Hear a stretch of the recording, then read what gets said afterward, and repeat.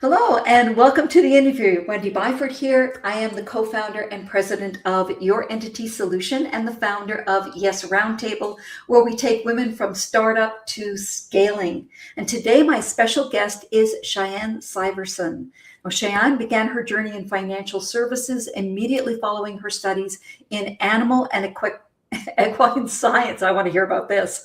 It was an unexpected twist in life that sparked her passion for financial literacy and coaching. With 20 years of experience as a lender and financial coach, Cheyenne has weathered the storms of life's financial challenges and now uses her extensive hands-on experience to guide others. So, Cheyenne, welcome to the interview. And I do want to find out how you got from animal and equine science into financial services. How did you do that? Absolutely. Well, thank you so much for the opportunity, Wendy.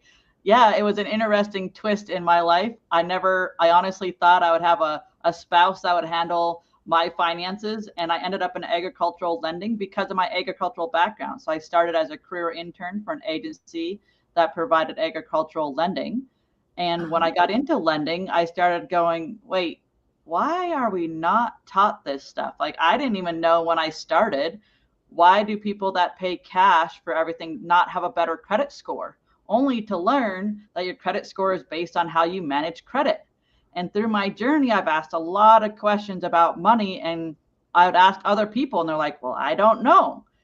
Soon to realize that so many people are not taught anything in finance or money management. Even accountants and people with business degrees, I often have found, also have not had money management and foundational solutions education. And it just developed a passion, which I never thought, my passion was animals. That's why I have the background in animal science. And I really never thought that this would be my passion of helping people financially at all when I started my college education, for sure. Oh my goodness. So, um, so when you spent years in lending, and then so you were talking to people mostly who were in the agricultural services, Yeah. presumably. Okay. And then what made you want to change to become a coach and just go into teaching finances to people? It really was the journey of starting to find this information and share it with anybody that greeted me across my desk.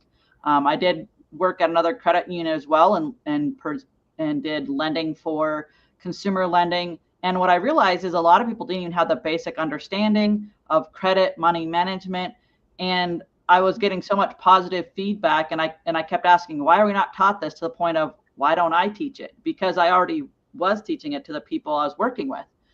And I just decided I wanted to reach a broader audience and be able to take my mind strategies, because I realized a lot of it's mindset along with the money management that people really need. And I just started sharing it, and people were just like, oh, I want more. And so I'd share more. And so it's just seeing people's successes, taking them from one conversation of saving anywhere from $200 to $800 to improving their credit from horrible credit to really great credit. Seeing their successes just brought it into, I want to teach more people what we haven't been taught. Oh, fantastic. So now, what is it that you're doing your coaching full time? Is that what you're doing? I'm still doing it part-time for right now, but yes, ultimately the goal is to do it full-time so I can reach a broader audience. I did my first on-stage speaking engagement in October of last year. So I plan to do more speaking engagements. I've been on podcasts to spread the news. And so my goal is to just continue to spread my reach and help more people along the way, because while I've helped them with leveraging debt and, debt consolidation, managing their debt, I want to help them do preventative, right? My goal is to help women, be working offensively instead of defense with their finances. And I always tell people, taking back their life one financial decision at a time, with a lot of retraining your money brain, because we're taught so much before we even know we're being taught these habits that don't serve us. It's retraining it. It's not feeling the guilt for past. It's recognizing you did the best you could with the information that you have. And now we're reframing it so they can do better. So a lot of people that are watching this are women who own businesses, and they're starting up. They're in what we call that messy middle. They've done their proof of concept. They're earning a few $1,000s a month, but they can't scale yet because they don't have the infrastructure. But part of having that infrastructure is having your finances in order. And if you need funding, knowing how to go for funding and doing things the right way. So how do you approach those people, Cheyenne? Yeah, I start with the basics. I start at their foundation with their personal finances, because what I found is often if their business is a mess, so is their personal finances. And so we start where they're at. I meet them wherever they're at. If they already have some solutions, but they need to develop it, teach them about the solutions that can help grow their money so they're not having to work for every dollar. Because I don't know about you, but having to work for every dollar gets really stressful after a while, right? And so you want to make sure to, be proactive about making a plan and protecting those assets. You work to build that business. You want to make sure that those assets are protected for your family and for your long term and your legacy. And so we deep dive into all those different aspects, from how to set up accounts, from budgeting, all the way through to setting up those foundational solutions. Oh, fantastic. Can you give me an example of somebody that you've worked with that you've been able to help? Yeah, certainly. I've had a couple examples. One was an actual divorcee that went from never managing her money at all. And so we started from ground zero. We started with building up her accounts, how to set them up, how to set up her budget. I've worked with another individual that received an inheritance, and she wanted to make sure she didn't spend it all. And so we set up her foundational solutions so she has money for her retirement that she didn't have in the before. I've worked with another business owner that was actually scared to look at her numbers because she thought, oh my goodness, I'm spending too much money and I'm stressed over having the conversation with my spouse. And we broke it down and we looked at where her money was going, came up with a game plan so she could have an open conversation and not be so fearful about, oh my goodness, I'm spending too much money in my business, recognizing how to leverage that better. And Right. then she wasn't, could have that open conversation with confidence. Right. That's a big thing, especially if you have been spending money on a business and your spouse really doesn't know how it's going, and you're pulling money from your personal over to your business because you're trying to get it going. Often that can be incredibly stressful for people. Yes, absolutely. Absolutely. So she was delighted when she realized it wasn't as bad as she thought it was. She was making it out to be this big, bad, scary thing. And then when we really started to dive into it, she's like, oh, it's not as bad as I thought. And so it made it a lot easier. Actually, that's a huge win, because I know that a lot of people won't look at numbers because they are scared. They don't really understand them. They're afraid they're going to find that it is a lot worse than it actually is, and they'll kind of put it off until it actually gets to be a problem. Whereas, if they would sit down with somebody like you and look at it, as soon as they think maybe something's gone off the rails, they could actually catch it and do something about it. Right, right. And when I'm working with people, I really hone in on helping them understand you did the best you could with the information you had at that moment. Now Right. moving forward, we're going to do something new. And so a lot of how I help with those tools is helping them understand where they were mentally, emotionally. I often share that most of what you picked up is before the age of 7. And I always ask, do you know very many rich 7-year-olds? And they're like, well, no. I was like, there you go. So Yeah. you built those habits before you even knew what you were learning. And now we're Mhm. just going to reframe it. We're not saying it was bad or wrong. We're just looking at it. Okay, well, that happened. So moving on, we're going to do this. And we reframe it. How would it look like? What would it feel like if or when? And it helps you ease into that change so that you're intentional with your money. I always say your budget is not about tightening the belt. It's about being intentional with your money. Kind of like that $100 you put in your wallet and you go to get it and it's gone. It's because cash will flow. And if you're not looking at the numbers, it's still flowing with or without your paying attention. So are you going to drive, or are you going to keep looking in the rearview mirror wishing you did something different? Good point. So you must find that working with people's psychology is probably the most challenging thing, because, as you said, none of us were brought up knowing this unless your family were entrepreneurs and really did understand how money worked. So the vast majority of people aren't going to be in that situation. They're coming into a business not really having that kind of background.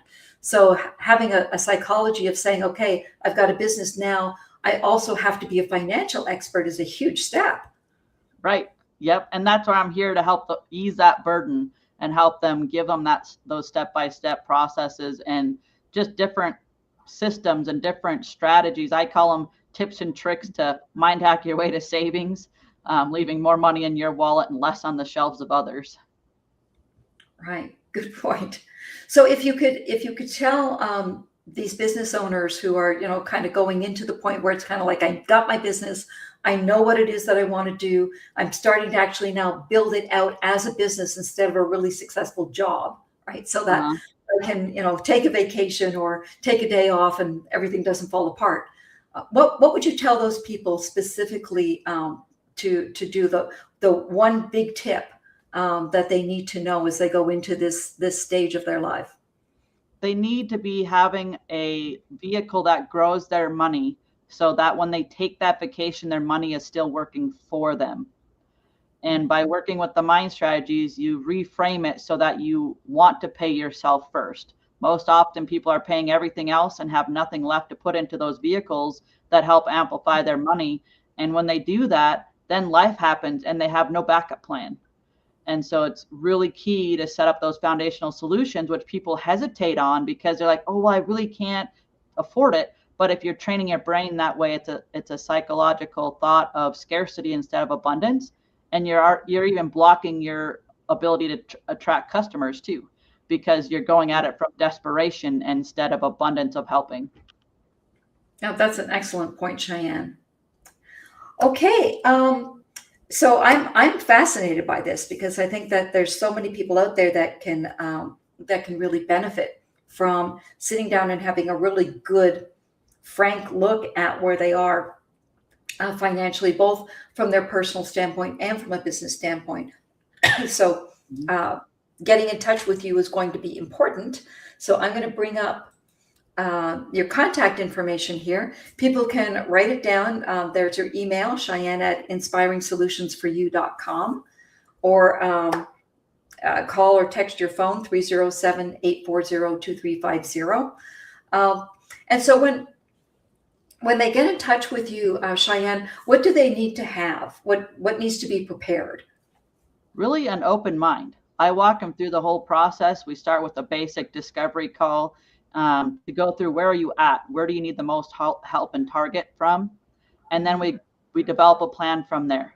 And so a lot of that is complimentary because I want people to educate them. And, I've had people save anywhere from $200 to $800 just on that discovery call a month. So it can be a really pivotal moment for them. Fantastic. That's actually a great thing to know because I know that many small business owners are bootstrapping their businesses and they don't have a lot of spare cash. So having somebody help them out and not, immediately have an invoice in hand is a great win for them. So thank you for that. Absolutely. Really, really appreciate that. And then they can continue to work with you whatever way makes sense. Right. Okay, wonderful. So get out your phones, take a screenshot of this information on how to get hold of Cheyenne. And also, if you came in through the Yes Roundtable, then you can go back to the directory. You can also find Cheyenne on LinkedIn, and there'll be a few other ways that you can get in touch with her. So just look at the directory as well. And if you are not coming in from the Yes Roundtable, then please get this information immediately. Take a screenshot of it so that you can get in touch with Cheyenne. And if you're not part of the Yes Roundtable, I'm going to invite you to go take a look. This roundtable was set up specifically for women who are in the stage of the messy middle. You have done your proof of concept. You know this is what you want to do. You're cash flowing a few $1,000s a month, so you know that this can work. But you can't scale yet because your infrastructure has not been built. And what better way to do it than with a bunch of peers all in the same position where you all learn together. The Yes Roundtable was built specifically for you to give you accountability, to give you masterminding, to give you group coaching, group training, and expert opinions, and also this directory that Cheyenne is going to go into, so that for all of the things that you need to build, if you don't have time to do it yourself or the expertise, you can find people in the directory to help you. So thank you so much. I really appreciate your being here, Cheyenne. This has been great. And I wish you great success. And everybody, please go do a discovery call with Cheyenne and just take a look at how much she can help you just with a single call. Thanks very much. Take care. Thank you so much, Wendy, for the opportunity. Thanks everyone for listening. Bye-bye. Bye.